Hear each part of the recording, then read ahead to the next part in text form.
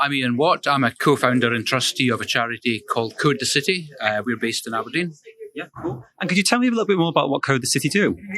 Yeah, as a charity, we work with the public and with local organisations, particularly in the third sector and the cultural sector, to use tech and data for civic good.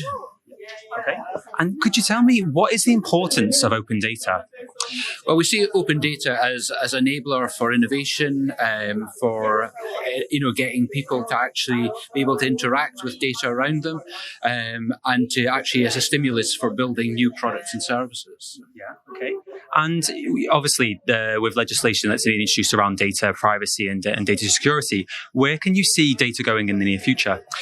Well, I think we've got to see the two things as different. So we've got to look at open data as being non-personal. So it's data that is not identifiable, isn't living people, isn't protected, but it's actually data that can be used openly under a license.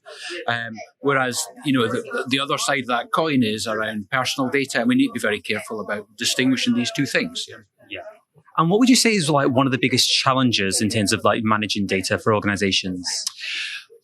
I guess that it really depends on the circumstance of that organisation. So as a charity, our responsibility for data tends to be very much in the open end of it.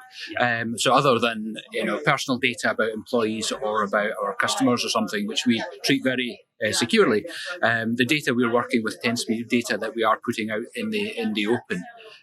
So again, it comes back to that difference between the two ends of that data spectrum. Yeah. Okay. And last question: what is your big prediction for data in 2023? My heart, I would say that we should be getting more open. So we should be building more open things, and we should get a greater acceptance of the power of data as a transformative thing for society, for the people we work with. For more tech news, visit em360tech.com.